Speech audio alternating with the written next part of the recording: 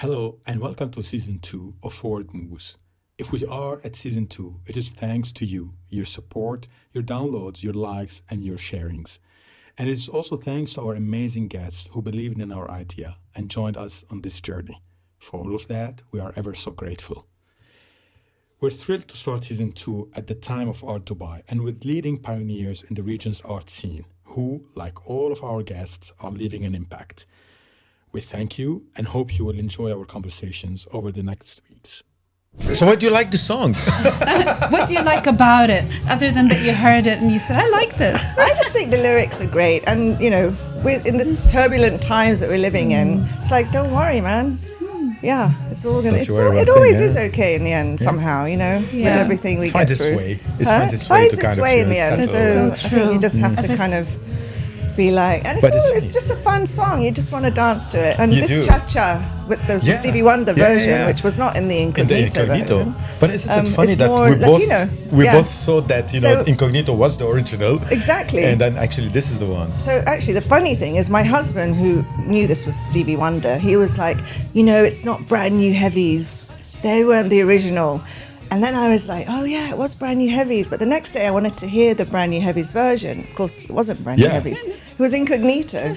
So we were both wrong, which is very rare in a relationship.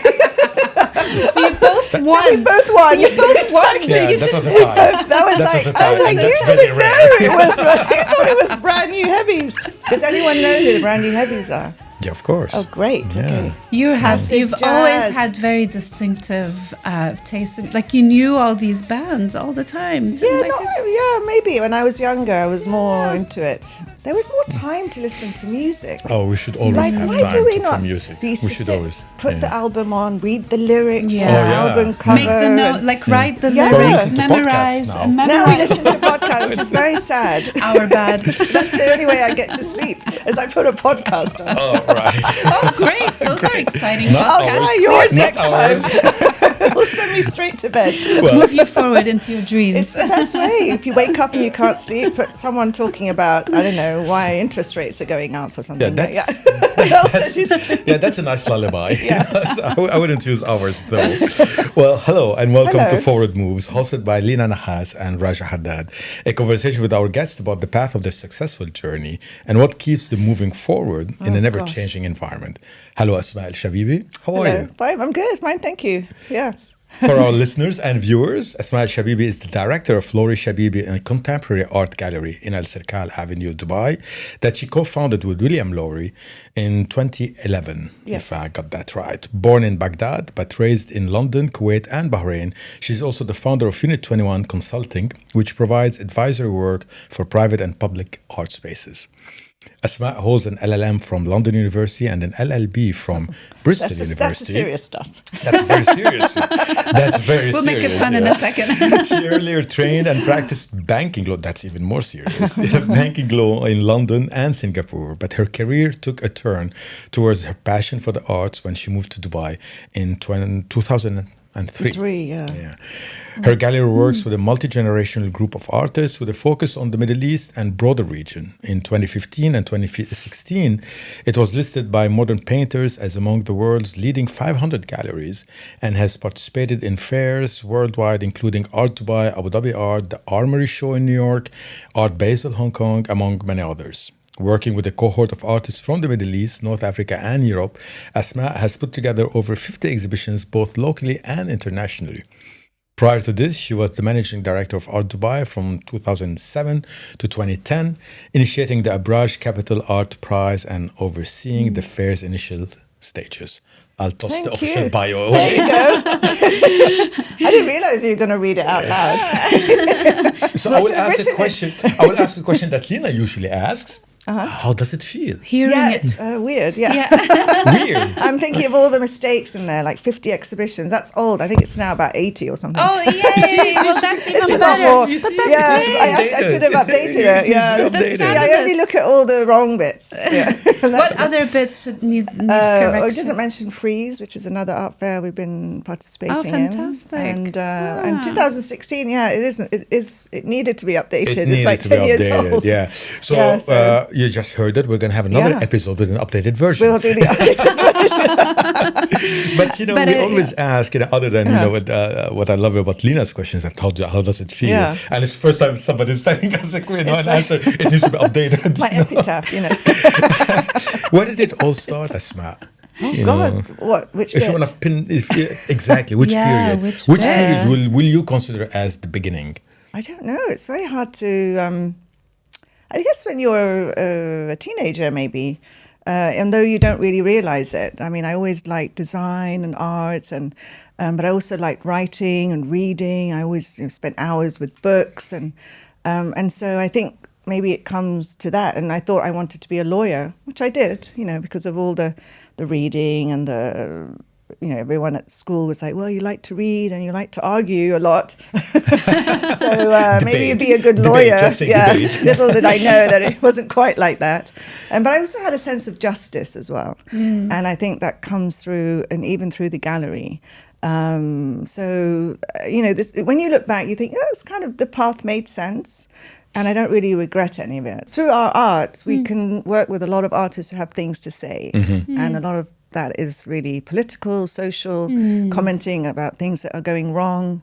So I think maybe that's where the thread is, that kind of sense of things, And this is how the leap happened from the law to the art. How did it happen? Like, what was? I'm always interested in those incidences, or the moment where the time is frozen, and that was the moment. There's a moment. It's. I kind of knew within like 5 years of working as a lawyer that I wasn't going to do the long haul. So the path of partnership and all of that. We lived in Singapore, and I was working there at this law firm, Allen Novery. And then when we moved here, I was like, I've always wanted to do design, and I love furniture, and I thought maybe this could be an interesting business in Dubai. But 2003, you had Marina and you had the One. Exactly. It didn't feel like there was any, like today, it's very different. Yeah. And I just, I thought maybe this isn't going to happen. I worked with HSBC in-house for another 2 years. And then I started to do interior design, which was kind of weird. It was one of those weird moments. I was in Peshwari, which is like a fabric store. Yes. And I had just started this online course on interior design. And because then by then I was part-time at HSBC. So I started this online interior design, and I was in Peshwari, I don't know, maybe looking for stuff for myself. And someone picked up the phone there, and they were like, is there an interior designer here? We've got someone calling. And I was like, that's me. I am. Which was kind of weird. It was like fake it till you make it moment. Exactly. Because I was like, how difficult is this? I've done mega deals with like 100 transactions. And so I met up with this lady, and somehow if you know a little bit more than someone else, they think you're an expert. You're a reference. You're like the one. So she took me on, and I did a house in Jumeirah Islands. And then through that, I got another project. So I did a few projects, and they were like turnkey with contractors and all of that. And then I sort of got a bit bored. My brain there was a side of my brain that wasn't being stimulated, maybe because I was working alone. I was with the contractors, and there wasn't anything like meaty in it. And I was sitting on the beach one day with a friend, and she was like, why don't you get into the art world? So my mother's an artist, and I think that helped a lot. I was always in that world. In that a lot of environment, friends who were artists, and we would go to exhibitions. And she's like, why don't you just drift into the art world? There's this art fair coming up. And I was like, what? In Dubai, there's an art fair. So I subscribed to the Sotheby's course that they were offering. There was the institute, I think it was the Sotheby's Education Institute. Right. And I signed up to that. I did a 3-day course with a whole bunch of people who since then have achieved amazing things here in the art world. Hala Khayyat, Rama Farouk. Right, of course. I mean, there was a whole bunch of people in that program. And we were all like, oh, we're interested. We don't really know what we're going to do. And I thought the fair was amazing. Like, for me, it was the most incredible event I'd been to for when was it, 2007, for my 5 years in Dubai, 4 years. So I was then sort of doing some coaching. A friend of mine had just qualified as a coach, and I was like a guinea pig client. And I was like, I don't know what to do with my life. So she was like, well, if you like this fair, why don't you work there? Why don't you apply to them? No, I don't know. What do I know? Anyway, she made me phone them because she was like, they're going to see Asmaa Al Shabibi and they're going to be like, who the hell is this? Call them. You sound British. They're all a bunch of Brits. So, it's like, she's like, yeah. She's like, they'll be like, oh, she's like one of us. So I did. I called up. I said, I attended your fair. It was really brilliant. Do you have any openings? Is there someone I can send my CV to? And they were like, well, actually, there is. Come in and meet Ben, who was the owner. And I met him and we got on. And I ended up being the managing director. So that was kind of, it's like one of those. Just it's like if drifted you into don't, the it's like managing director role. It was. But I see a pioneering spirit there because these were early days. It was early days. Today, it's really, I mean, nobody ever thought about art in Dubai or galleries for that matter. And there you were, jumping in. It was kind of like all this. I think there was a moment here where it all. So you had the Christies, and then you had, and I'm sure everyone's talked about this many times, and the Third Line and the Green Art. They were sort of coming up, right? And I think there's just suddenly it was like, so it's really just right moment, right time, but also like having the guts to call out, which I had to build up to, like through my friend who was coaching, and being like, okay, I'm just going to call. What do I have to lose here? It's kind of like that moment of Fishwari. You just jumped in. Yeah, I need to do maybe more of that. Yeah, exactly. Is this something that you? That makes you move forward? Yeah, I think I have to. I don't like risk analysis very much. So business coming from plans, banking background, so avoiding, maybe that's why the law was a bit too tight jacket for me. Like, but law is also creative because you're trying to find structures. I did a lot of structured finance, so you're avoiding taxes and putting companies and SPVs and that. So I like that kind of wiggle room that you have in that. That's kind of creative. But yeah, I think I don't really, look too many steps ahead. Yeah. I find that a bit boring. Not like if I'm going to do something, the research, by the time I've done it, I'm finished with it. You've moved. I've moved on already. You're movement. So plugging away at a business plan. I mean, I did a business plan with the gallery, but in the end, I was like, I have no idea. No idea if I'm going to sell one artwork or 10 artworks. I know the minimum I have to, but I felt like that's kind of out of your control. Like you do a business plan and you set your sales and you set your this. How do you know any of that? You have no for idea. me, it's a leap of faith. Yeah, right? you have to just go with it. Yeah. And we have, we do ask friends to contribute with questions, and I'm going to bring it up again early in the show because it links to what you're saying. Actually, one of my friends who you asked was the coach. Oh, so yeah, right. Okay. She's now a budding psychotherapist in London. Okay, well, I don't know if that's the one, but I'm going to play a question that I got, and because it's linked to what you're saying about what are the different steps. There she is. Let's hear it out. You made a career jump from being a lawyer into being an art curator and running your own business. How was that a challenge for you? What were the steps that you had to take to overcome that challenge, and what did you learn from the process? Okay. I think that's Luma, yeah. I think my time at Art Dubai was really a big eye-opener for me, actually, because I was working with an entrepreneur, and lawyers aren't really entrepreneurs, right? They're kind of, so I was like always in shock about things that he could say, and I'd be like, I don't know if that's really going to hold, or are we actually going to be able to fulfill that obligation? I was all caught up in the terms and conditions in my head. And it took a while to really break free from that. Because I think in the entrepreneurial world, there's a lot of you kind of have to make it up as you go along. Not to say that you're not, and persuading people and what I ended up working on was the fundraising and the sponsorship for Art Dubai. And that in itself was like really being creative. Like when we went to meet Abraj, we spent 2 hours with Arif at the time, and he was kept on coming up with these things about how like he wasn't interested in this and interested in that. And in the end, I was like, do you want to do an art prize? Because you like artists, you want your name to be like you want to make a difference to their lives. And so I think the challenge was this thinking out of the box rather than trying to box everything into like and so I learned a lot actually from Ben, and he's extremely entrepreneurial and will always like you throw him, he lands on his feet. So that, hi Ben. But yeah, it's just that kind of, those were the challenges of actually not feeling that you were sort of bound by, of course you're ethical and all of that's absolutely important and that's professional. But it was a different set of rules. Yeah. But I'm just this kind of being able to be like, well, this isn't working. Okay, let's do this, rather than thinking, oh, I've got to stick to this because I said this a year ago. It feels like you're creative in the moment. Yeah, like you're giving yourself permission to be creative and bold enough to actually speak it as well. And also with running a business, as you may know that there's a lot of the numbers and there's cash flows and all this sort of stuff. That's a whole other thing that I still don't understand. But is that I feel I'm winging it all the time. Aren't we all, though, most of the time? Winging it or learning, it's the continuous process of winging it, because that's how we move forward. It is, yeah.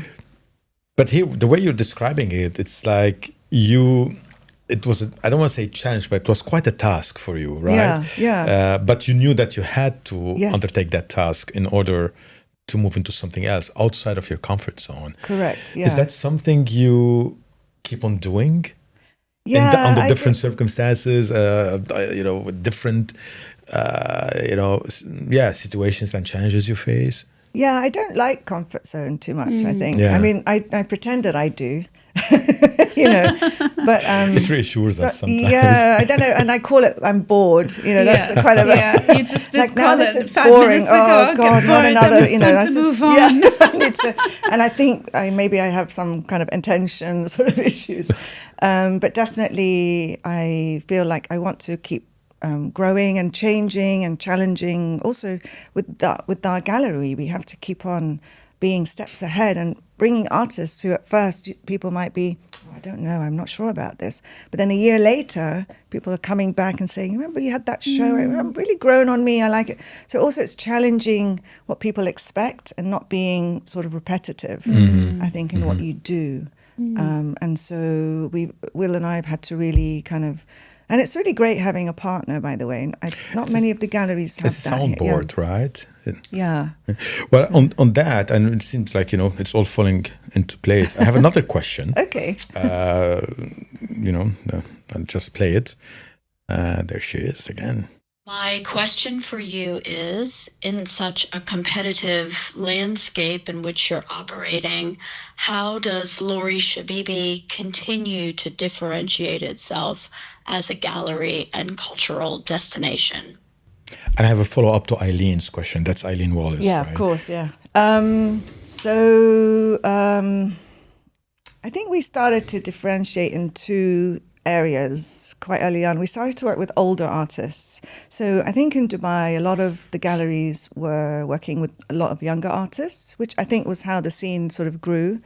And then we really started to look at older, also when we came on the scene, there were other galleries and the artists were still quite limited. We were focused on Middle East. And so we started to work with older artists and show older works. In the art fairs. And so when our first showing was Nabil Nahhas in Art by Modern, for example. So I think that was like a big kind of moment for us. We were like, oh, this is really interesting, actually. And since then, we've gone on to do that. We show at Frieze Masters. And so we do like that. And I think that's the difference. But I think it also puts everyone else in a kind of context. You've got an older artist, but you work with younger. I like that. I like that you have, you can mix them. And some people don't realize that this is Mehdi Mutashar who's 80, So I think that's how we've differentiated. And then also we've started to work with more internationally known artists and bring them to the region. I think as Dubai has become more global of a global city, people are more interested in what's happening, taking it all more seriously. It's become easier to bring those artists here. So we have our next show is an Ethiopian artist called Ilyas Sime, who's very well known internationally. We're bringing him. We showed Mandy El Sayed last year, also with 2 of the top galleries in New York and Europe. So I think that's also where we've differentiated. We've kept the program. So a lot of our artists are diasporic, Africa, Palestine, the Middle East, living in sort of away from home. And a lot of artists are sort of with materials as well. So we've kept that. So within those confines, we're looking a bit more globally and to bring them to Dubai because the audiences are changing. My follow-up is how much of that is reflective of Asmaa Al Shabibi? I'm getting older. older artists. No, just kidding. Or maybe they make me younger. Your outreach I feel younger when I'm with older artists. All these young guys in their 30s. It's too much. I love this. There's more layers of you that are outreaching outwards. What's that saying about me? I think I think I've always been global. So I've grown up in so many different cities, and London is an amazing global city. It doesn't get more global than that, really. Right. So I, when I was in Bahrain, which is a very small island, it was island life, very slow. Manama, my dad always says, Manama Naimin, they're sleeping in Manama. It's just a beautiful, slow-paced life. But I was really excited to leave and go and live in a big city. So I like that sort of mix of nationalities and sort of ideas. Yeah. And Will and I are also quite, he's English, I'm Arab, but he learned Arabic and did Islamic art. We're kind of like East-West, sort of, looking, and like he loves going to Iran and Damascus, and I'm more like, I'd rather go to Europe, So we're kind of, it's interesting. Like we're both complementary in our own way. I think it's I've always been a global citizen, not really. I was born in Baghdad. I only spent 1 month in Baghdad. That's it. Yeah, I've never lived there, and I've never really been. So you said something before that is staying with me, and I want to come back to it. You said something like, I like advocating for people. Like you said, I like justice. But then again, art is also advocating in a certain way. Yeah. But is that your particular flavor? Because it is, in a way, like that. Not every art gallery and not every artist or not every choice curated for a gallery is that your imprint on the Lawrie Shabibi? For sure. I mean 100%. We working with Middle Eastern artists, it means something to me, putting their works forward as an Iraqi or a Palestinian or a Lebanese. I mean, there's a connection that I wouldn't have if I was working with a Dutch artist living in Amsterdam, I mean, so for sure, like I felt it was really important to get the voices out there. And I think the other galleries also, I think Sunny at Third Line, that was very much why they opened the gallery. So that's I think is there a misperception about Middle Eastern art, or was there a misperception about Middle Eastern art when you started, and that you wish to change, or that you have succeeded to change? I mean, definitely with all of us working together, there's been real leaps with Middle Eastern and Arab artists that we've seen in the market, as they say. I don't think we're really there yet fully, but definitely we've had big strides. There's an amazing show, Uget Kaland now, in the museum in Madrid, the Sofia, what's it called? Reina Sofia Museum in Madrid. This is like, she's a relatively well-known, Lebanese artist who's really come to the fore in the last sort of 10 years or so. And it looks like an incredible show. I think I'm going to have to travel to see it, actually. It looks really good. These are really big strides, but I still think there's a lot more to do, especially with the older artists who are not really, and maybe that's the sense of justice, these older, like Muna Saoudi, Mohammed Malehi, they passed away, we worked with them. But they kind of just started to show in that global setting, and for me that's very important. They didn't receive the recognition that they deserved back then. We have good artists. We do. A lot of people say, Middle East, they didn't start art. We had 60s biennales in Baghdad, decades before anywhere else in the Middle East. So I think it's important to show that. I don't like to have this image that we're not really. If I bring it to the present time, what would be what would young Arab artists or Middle Eastern artists need for them to, fully live their passion, their art, and live from it? Yeah, I think being an artist is a really difficult sort of vocation, quite honestly. I have to say, it's one thing to get so representation brave. from a gallery. But, how do you take that forward? I think they should. Listening to a gallery is a good idea if they have the representation. Not many artists do. And I always, when I first started, I thought, I should never tell an artist what to do. They make art, I have to sell it, whatever they make, And a lot of artists, they have this thing that if they make something that's super successful, they're like, now I need to make something else. I'm never going to do those. That series is going to come to an end. I have to move on to something else. And it wasn't until I met a very interesting collector in New York, who's now in his probably 80s, who had run a museum in Mexico, and sort of he was telling me about, sort of all these stories that he had. And he was like, the art dealer for Andy Warhol would go to him and say, those, I want you to make 10 of those in red. And he would go and I was like, really? And he was like, art dealers need to tell their artists what to do, and you guide them. You don't just let them do what they want.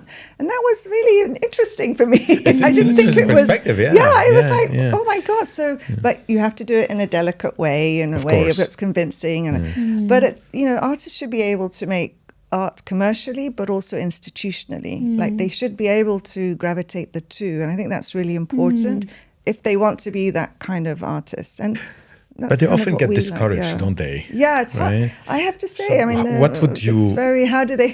What would you tell them so that they keep moving? I think just keep moving, keep doing it. And I think artists, anyway, they're unlikely to stop if they really sort of, want to succeed. But there will come a point where it sort of tips.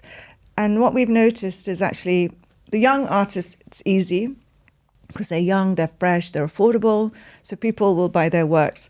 And then they get to a point in their careers which we call the mid-career, and it's that's the tricky one, because there's a whole bunch of young artists. Their works are now a little bit more expensive, and unless there's like a trajectory where people can see, they're doing well, they're getting to museums, they can kind of get forgotten, and so they have this mid-career sort of plateau, and then that's why you then get these artists who are rediscovered in their 70s and 80s, because I was always like, so what were they doing for 30 years? And they were still making art, but they sort of, people's interests had shifted to other artists, unless they were sort of really cultivated by galleries and continuing to show and nurtured. And so I think the trick is really that mid-career for an artist. What advice do you give those in the mid-career artists? I think they have, again, they've got to keep their voice and look at really what are the things that are succeeding and what are the things that are not, and then sort of, work on the things that are working. Or if nothing's working, I think just keep trying until something does, but keep the contacts with the galleries. Also it's the gallery's role to make sure that you keep that artist. Were there moments in your career where we've had some. you needed a nudge yourself, or you said, you know what, I've loved the experience, I've loved taking the risk, I don't want to do it anymore? Did you have moments like that? Maybe not to the extent of I don't want to do it anymore, but sometimes I'm like, oh my God, this is a lot of hard work. Do you know what? I think with most things, everything ends up being a lot of admin, a lot of things that you don't want to do. The things that I want to do. We hear that often. Yeah, right. And I always say that the two things that I love doing are visiting artists, speaking to the artists, and then selling the art. All the other stuff, I wish I could just show up to the fair and say, it's all done. Here it is. It's all done. It doesn't work like that. Millions wand. of questions. Please check this. Please check that. Right. And the role that I should be doing ends up being only 10% of my time. So there are moments where I'm like, oh my God, I want someone to just run all that stuff or run all the crap, so I can do all the good things. I don't think that's going to happen. We're also in a business that's very much about relationships. Right. I have relationships with artists, then I have relationships with the collectors. And I have to bring these together, and they're very different kinds of relationships. Of course. And I don't think artists sort of, I don't think they would like to be selling direct. I think the role of the gallery is really important. To represent them. It sounds to me like you really have mastered the art of almost like intuitively trusting how to reach to this, how to reach to that, and that's why you're enjoying it so much. Yeah, it's like maybe, it's almost like when you're talking about the artists, and it's almost like you know what to tell them to keep them going, and you know, you have that intuition, and when it comes to the buyer, you know, it feels to me like you're really enjoying that part of who you are. I do like that. And it's taken a while because there's a lot of shyness around how you talk to the artists, because you know, they really are, like I always say, they're so brave to be able to put something creative that's everyone judges really effectively. I mean, I don't know, I don't think I could do that. So I know that it's it's sensitive, and they need to be nurtured in a way, but also guided, because they need, you know, a lot of them do require, this is what they live on. And I think it's important that you know, people understand that this is their livelihood as well. You know, we don't have backers, like some galleries have backers. And I mean, I only survive from what I sell. And so, you know, it's a brutal reality that people don't like to talk about in the art world, right? But we should, because but not many people know that. And the big galleries do. They're very commercial. They have teams of salespeople. They have target. I mean, I've spoken to some of these galleries, and I'm like, whoa, you know, like I have to sell this amount every year. You know, this is my target. We don't operate like that, but we do sort of, you know, we do check in regularly, Will and I, and sometimes we need like fire under our ass. So we're like, you know what, like actually we did that a few weeks ago. We're like, you know what, let's just push this a bit, rather than you can get a bit complacent. We have some very successful artists. We get lots of queries. Exactly. But then it's like, why don't we make that move? So, So you said earlier, you mentioned about the things that are taking up your time, which kind of not allowing you to do what you really love to do. I have a question about that I want to play. So let's... Is there a skill in your life that you think you'd like to bring out more? I.e., is there...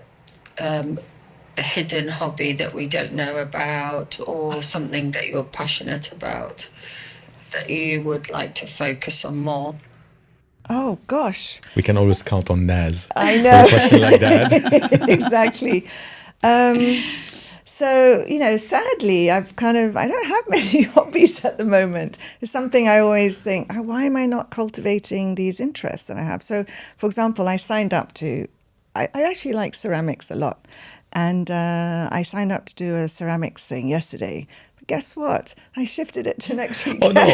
Oh, no. Because I had gone shopping in the morning. Then I came home, and then I had my brother's birthday in the evening, so I had to blow dry my hair.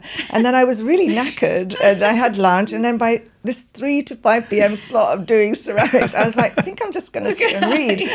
I can't be bothered now. That was my new hobby that I was supposed to start. That got delayed. I know, and that's the problem when you have a business or whatever, a job, that you actually is your hobby or interest. It doesn't really ever stop. So, you know, what do I like to do? If I go to a holiday anywhere, travel, I'm not going to go anywhere where there's no museum or show or something to see.